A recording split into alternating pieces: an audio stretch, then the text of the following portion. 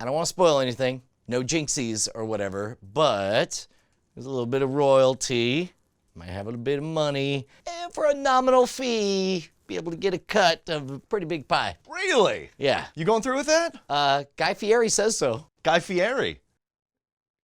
Yeah. The chef? I was trying to make a joke about eating an actual pie. It doesn't matter. Because I'm a modern 419 scams. Nigerian email scams. 419, right? Yes. You know why they call it the 419? That's the penal code thing, right? Like the cop code? Yes. Like they kick in the doors, and they got mustaches and pistols, and they're like, looks like we got another 419 over here. More or less. I like your version. It's way more exciting. It's the Nigerian penal code for fraud. And these 419 scams, they call them that because they originated in Nigeria, but a lot of them aren't even in Nigeria. That's the whole thing, right? Everyone thinks that they're like, oh, I got another Nigerian spammer or whatever. Like, sometimes I think there's actually a prince who's just screwed because he's imprisoned in Nigeria. And he's like, no, guys, I'm serious. Why are they always speaking in broken English? There's actually a very good reason for this. This is a heuristic that maximizes their input. Keep in mind, the 419 scam, of course, is you have a prince who claims that he's imprisoned and he's got $300 million. He's got to move to the US. He doesn't know you from Adam, but he just got to get the movie over and he's happy to give you, oh, I don't know, $1 million or $2 million, right? Not a sophisticated scam to begin with, which means you don't want smart people responding to you because smart people will waste your time. They'll mess around with you. They'll report you to the police. So the way you eliminate those people is by writing it in language just dumb enough that the only people to respond are people who might actually believe that they're about to become millionaires. And a lot of people, when they read that broken English, they think, there's no way that this could be a scam or that they could take advantage of me because I'm clearly smarter than they are. Which is the hallmark of all the best cons. You let the mark feel like they're the one driving things. Yes, most of these originated in Nigeria in like the 80s and they were written letters. Of course, with the advent of the internet, they became much more popular. Holy cow, I remember the first time I got an email and there's that brief glimmer of like, oh my God, is this my ticket? But I can't imagine how much more valid it feels when you get a telegram or something, or some kind of official correspondence that feels like a telex dispatch from the other side of the world. Yeah, and of course, what is the one thing that all cons have in common? That one moment where they say, and that's why I need the money right now. Yes. You create the sense of ownership of something bigger. You promise a big prize and you act like they already have it. Congratulations, you've won a trip to the Bahamas. Congratulations, you've inherited $1 billion or whatever. And only after you let people sit with that idea for a little bit do you suddenly take it back. And all we have to do, little paperwork, you billionaire, you. Just, yeah, if you could just wire over enough money to cover the transfer fee of all the billions of dollars, that'd make things real easy. Yeah, and usually it's a long email with lots of documentation. It sounds very official and formal and urgent. Right. And they're only asking for $100 to get this paperwork moving, and you get $2 million.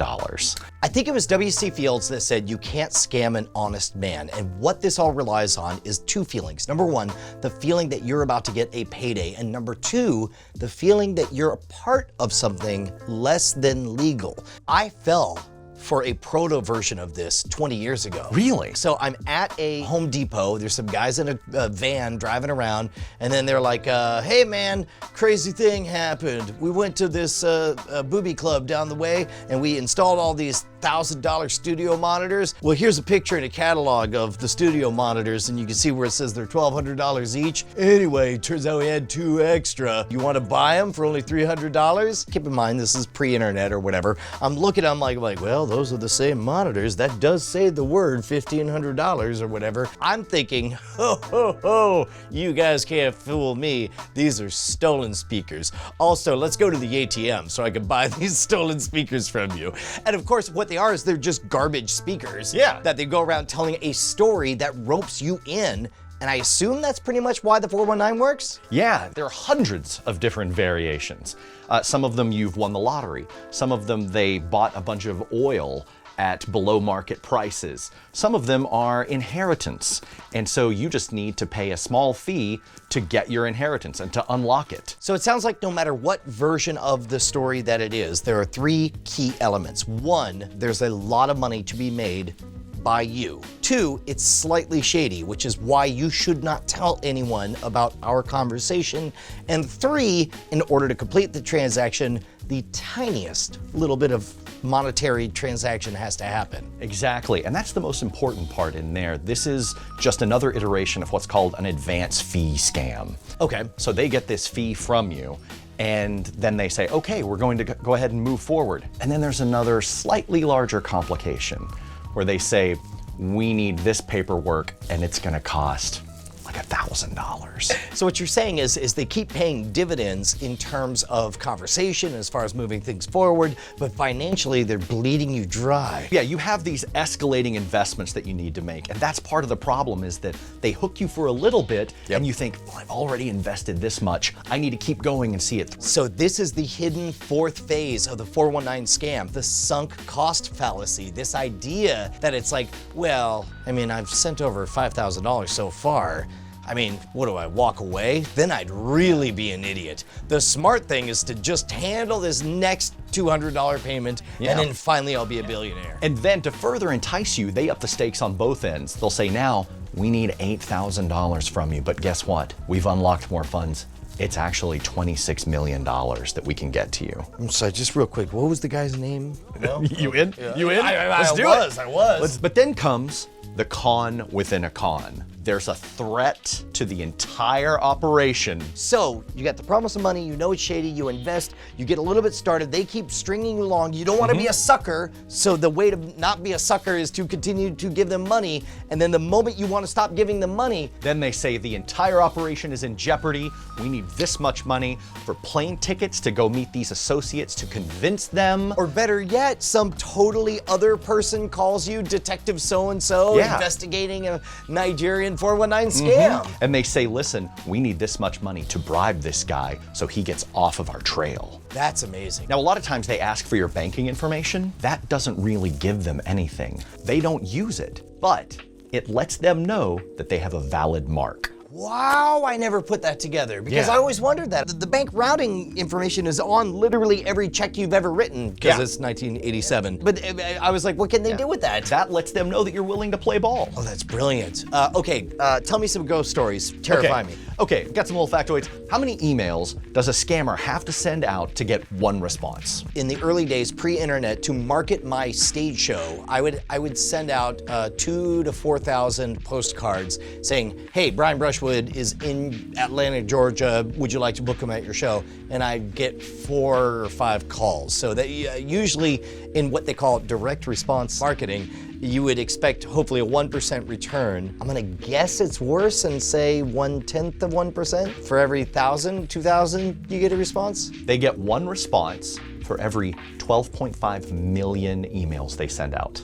I need to talk to their marketing team because that's not great. There's a lot I could do to up their return on investment. But it's emails, it doesn't cost them anything. They send out billions per year, and these larger organizations make around $2 million a year. After the fact, I have to imagine that virtually nobody wants to admit that they were suckered, that they were scammed, and that they got taken for a ride. Exactly. The numbers are actually much, much higher than the government knows because people are too ashamed to admit that they were taken advantage of. So famous magician Penn had a laptop stolen and there was some sexy photos on there. They tried to blackmail him and he was like, well, what's the worst that can happen? There's sexy photos of me out on the internet. Well, I'll go to the FBI. He called the FBI and said, they're trying to blackmail me for the stuff on the laptop. And he's like, well, how much money have you given him? He's like, none, I called you. And he says, that doesn't happen.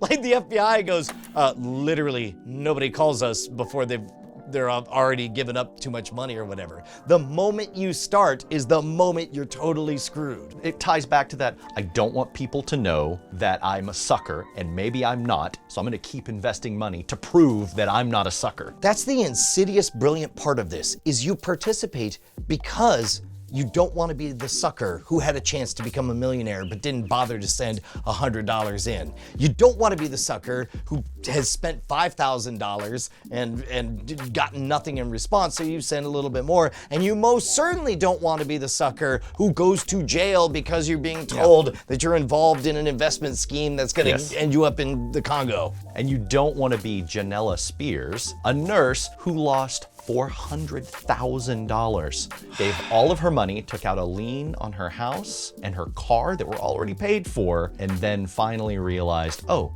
this is a scam. So the crazy thing about this is that this scam is actually growing. Even though you would think that people are No way. Right. No way. Yeah. Everybody knows it. The most recent number that I found in 2013 for worldwide losses to 419 scams. Worldwide? Yes. Worldwide. I don't know, 20, 30, 40 million dollars? $12.7 billion. Wait, in 1 year? Yeah. And it was increasing by hundreds of millions of dollars every year. In spite of email programs filtering out most of this spam, it's still working, it's still getting better. Now, if you want to have a little fun with these scammers, go to your spam folder, go to your trash folder, your junk mail filter. It's a bad idea. It's not. Bad idea. It's so much fun. There are entire websites that communities have sprung up around that all bait these guys to waste their time. And you're right, that is the only way to punish them, so to speak, is to get them to invest heavily with their time and then give them no reward. My favorite story was the P-P-P-Powerbook scam, where somebody got a Nigerian scammer on the hook and said, hey man, I don't have money, but I've got this brand new PowerBook. It's from Apple, it's normally $2,500. Can I just send it to you instead of the $500? And the guy was like, well, yes. And then little thing, he said, oh, by the way, just as a courtesy to me, would you list it as something besides a laptop? Otherwise, I'll have to pay a big old value-added tax when it comes in. He's like, I'll make sure to do that. And sends it, lists it at a full $5,000 PowerBook, sends a box of rocks over to this guy. And the guy had to pay like a giant duty fee in order to receive nothing. Brilliant. Right? I actually was corresponding with a couple of them in preparation for this episode. Wait, whoa. You mean you personally? Yes. All right, go on. I went into my spam filter and I spoke to the governor of a bank. I didn't know they had governors. Money's got to come from somewhere. This is 1 billion years long. Also, it calls you hello, dear. I know. I was touched by that intimacy. He's very friendly.